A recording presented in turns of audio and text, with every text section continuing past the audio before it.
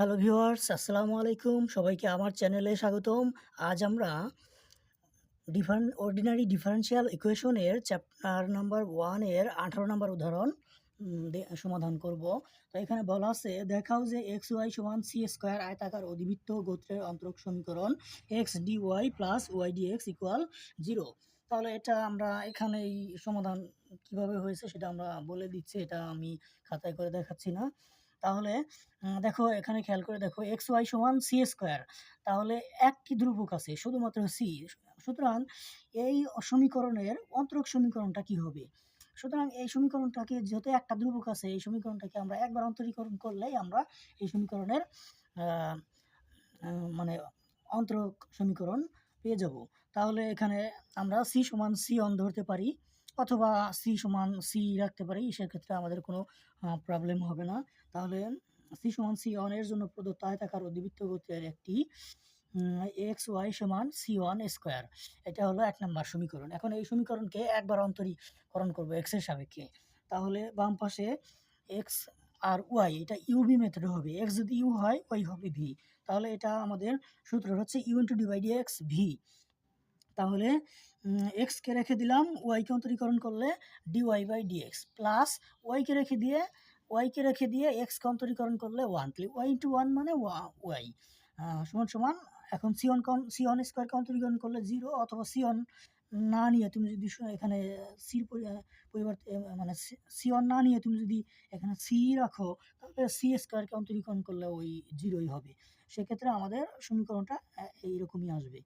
তাহলে এবার ডিএক্সকে আমরা মানে এটা লসাগু করব। লসাগু করলে আমাদের হবে নিচে ডিএক্স। আমি এইটুকু খাতায় দেখিয়ে দিচ্ছি লসাগু করলে আসলে এটা কেমন হয়। এটা হবে X D Y by D X plus Y equal 0। এটার আমরা লসাগু করলে আমাদের এরকম হবে D X X dy plus Y dx equal 0। এখন ডিএক্স আর গুণ করি, ডিএক্সটাকে ডান পাশে পাঠিয়ে দিই, অথবা আর গুণ করি। অতএব x dx plus y x dy plus Y dx equal 0। এটাই হচ্ছে আমাদের নির্ণয় অন্তরক সমীকরণ। এটাই আমাদের প্রমাণ করতে বলছে।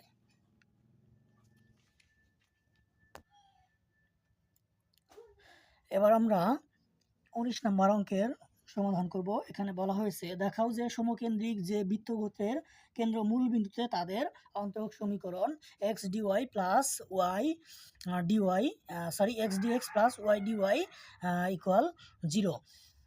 এটা আমাদের প্রমাণ করতে বলছে। তাহলে আমরা জানি, আমরা ইন্টার লেভেলে পড়ে এসেছি যে সমকেন্দ্রিক যেসব বৃত্তগোত্র মূল বিন্দুতে তাদের সমীকরণটা হচ্ছে x square plus y square সমান এ স্কোয়ার, যেখানে এ হলো বৃত্তের কি ব্যাসার্ধ।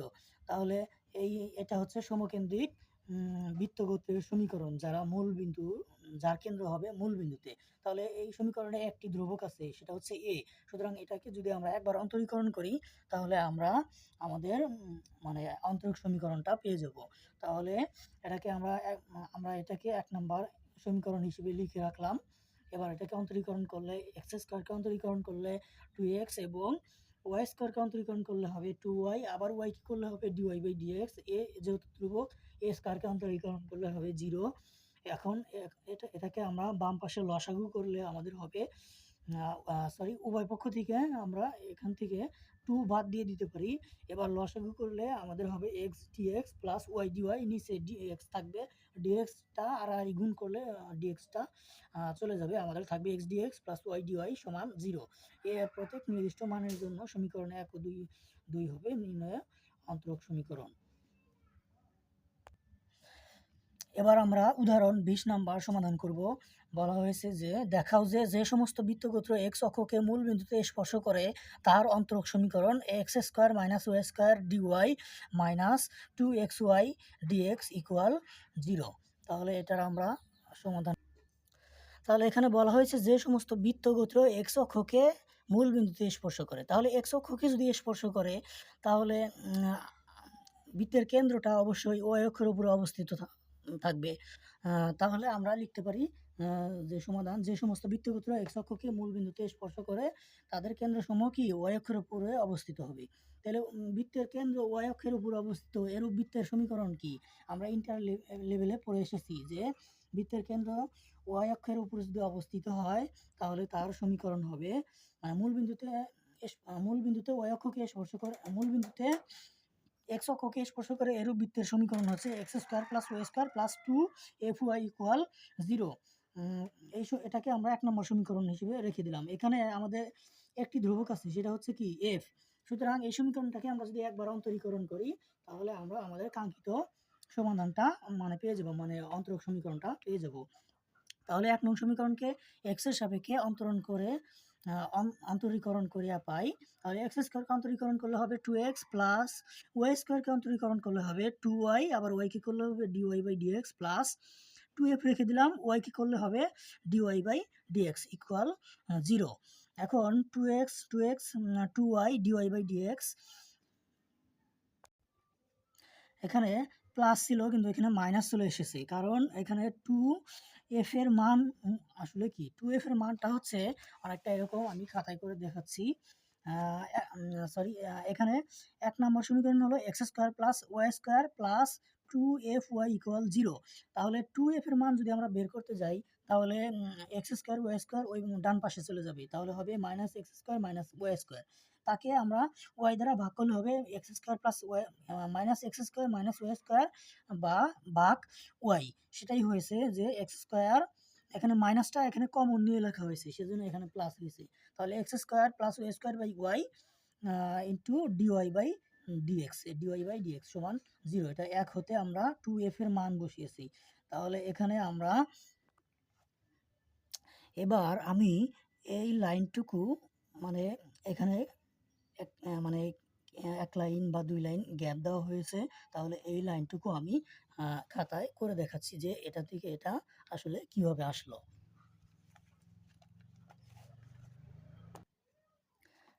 তাহলে আমাদের এই লাইনটা ছিল এটুকু, আমি খাতায় করে দেখাচ্ছি। এখানে আমরা dy/dx যদি কমন নেই তাহলে আমাদের এরকম হয় 2x plus 2y minus x square plus y square by y into dy/dx equal 0। তো এখন এখানে যদি আমি লসাগু করি তাহলে আমাদের এরকম হয় 2xy plus 2y square minus x square, তাহলে এই মাইনাস দ্বারা প্লাস দ্বারা গুণ করলে আবার মাইনাস ওয়াই স্কোয়ার, সবগুলোর সাথে dy/dx গুণ আকারে ছিল ইকুয়াল 0।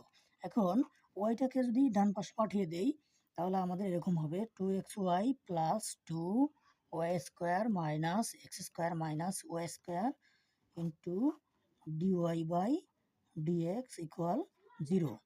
এখন আমরা যদি 2y স্কোয়ার থেকে ওয়াই স্কোয়ার বাদ দিই তাহলে আমাদের থাকবে 2xy plus y square minus x square into dy/dx equal 0।